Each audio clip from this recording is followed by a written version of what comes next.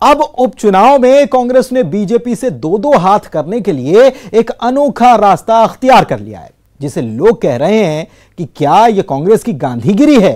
क्या गांधीगिरी के रास्ते ग्वालियर चंबल का रण जीतेगी कांग्रेस? दरअसल दतिया में कांग्रेस के सीनियर लीडर क्रमिक भूख हड़ताल कर रहे हैं। अब सवाल है कि आखिर क्यों भूख हड़ताल की नौबत आ गई?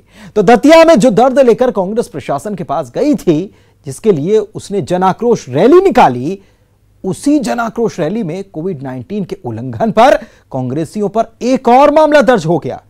अब बीजेपी इस भूख हड़ताल पर तंज कस रही है।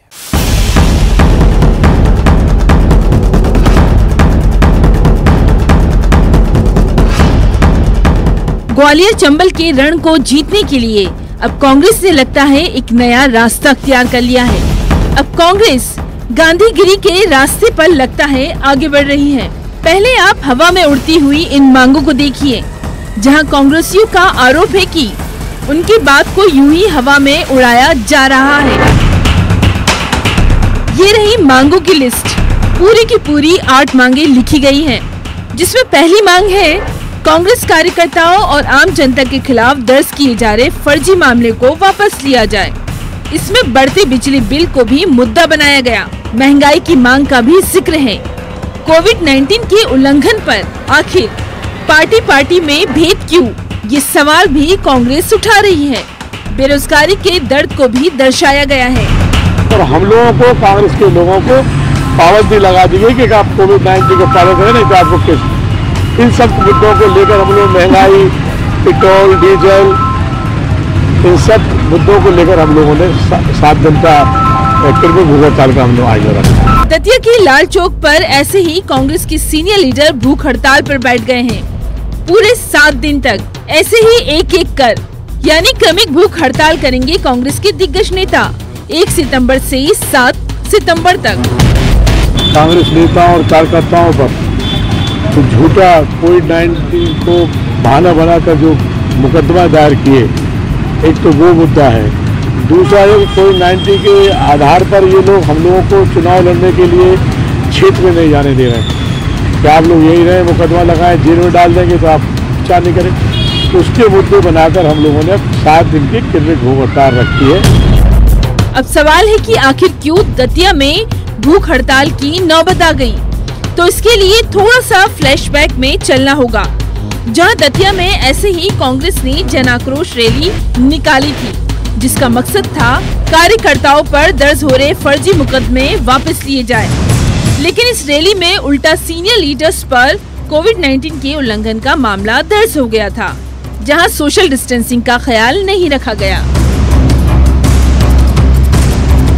इस नए मामले से तिलमिलाई कांग्रेस अब आर पार की लड़ाई के मूड में नजर आ रही है, जहां पहले ही ऐलान किया गया था आमरण अनशन का। और इस लड़ाई के लिए ना तो कोई विरोध, ना ही कोई प्रदर्शन, ना ही कोई नारेबाजी, बल्कि कांग्रेसियों ने भूख हड़ताल का रास्ता ढूंढ निकाला है। जहां कांग्रेस का आरोप है कि कोविड-19 के झूठे मुकदमे में फंसाकर उन्हें प्रचार प्रसार से रोका जा रहा है। बीजेपी दरअसल ये कह रही है कि कांग्रेस के पास कोई मुद्दा बचा ही नहीं। सुनिए जरा। ये उनकी अपनी समस्या है। ये अपनी जो कांग्रेस की आपसी फूट है, उस फूट को की दिशा बदलना चाहते हैं, और जब कोई चुनाव आता है केवल उसी समय ये मुद्दे ढूंढ कर लाते हैं, और जैसे ही चुनाव समाप्त हो जाता है इनके सारे के सारे मुद्दे खत्म हो जाते। इनका कोई अपना मुद्दा नहीं है, और ऐसा कोई किसी के विरुद्ध झूठी या फर्जी रिपोर्ट दर्ज नहीं की जा रही है। अगर कहीं कुछ मिला है तभी फर्जी रिपोर्ट दर्ज हुई है। और इनका ये कहना बिल्कुल असत्य है कि कांग्रेस पर कोई भी आरोप लगाए जा रहे हैं या उनके विरुद्ध कार्रवाई की जा रही, क्योंकि ये ऐसा करते रहे हैं।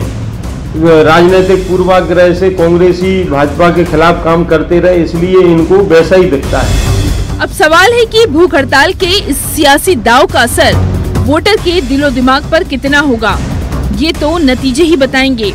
दतिया से अशोक शर्मा के साथ bureau report, news 18 Madhya Pradesh Chhattisgarh.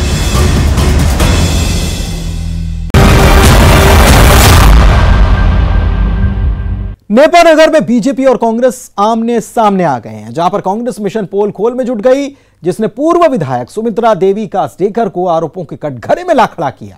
15 महीने की तत्कालीन कमलनाथ सरकार में पूर्व विधायक पर भ्रष्टाचार के आरोप लगाए गए और बीजेपी बन गई है सुमित्रा देवी कास्डेकर की ढाल। बीजेपी कह रही है कि बिना सबूतों के बेबुनियाद हैं ये सारे आरोप। नेपानगर की सियासी जंग आखिर कौन सा रुख अख्तियार करेगी, देखते जाइए।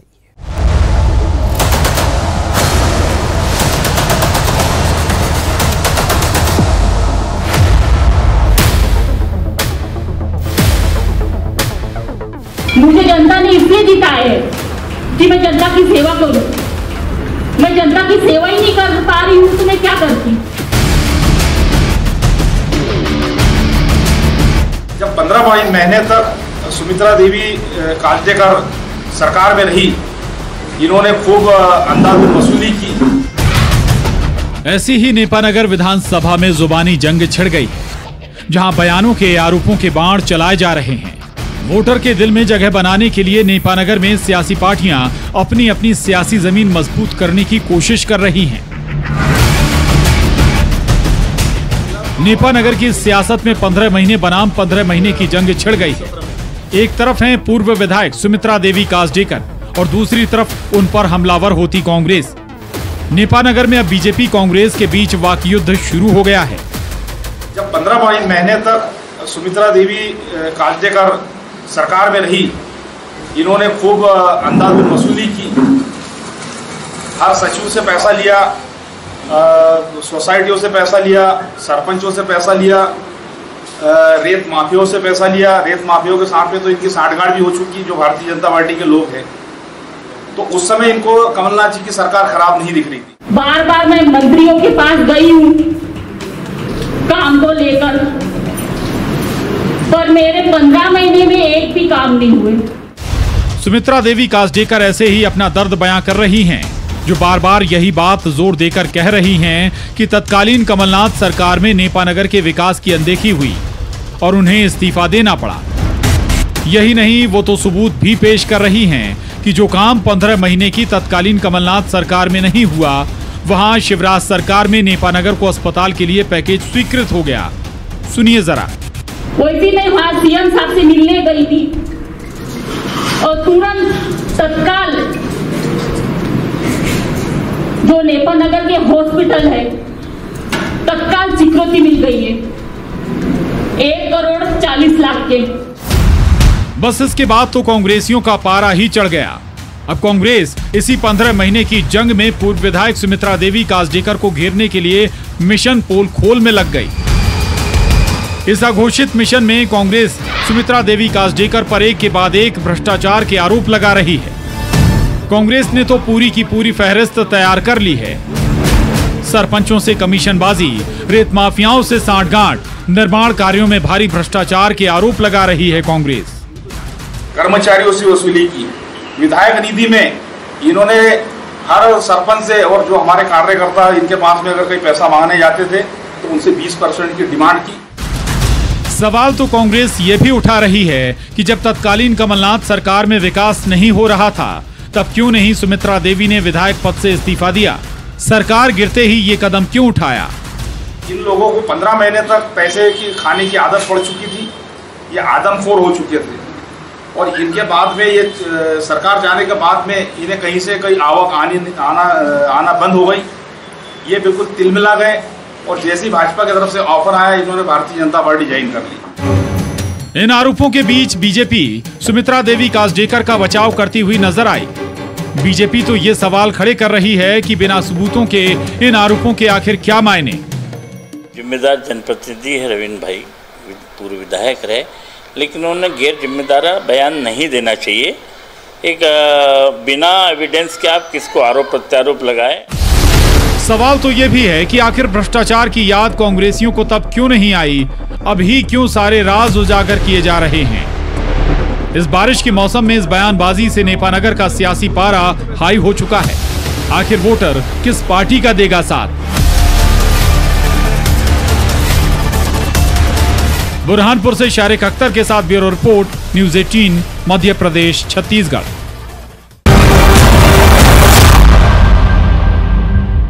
और इसी के साथ चुनावी चकल्लस के आज की कड़ी में इतना ही। नमस्कार।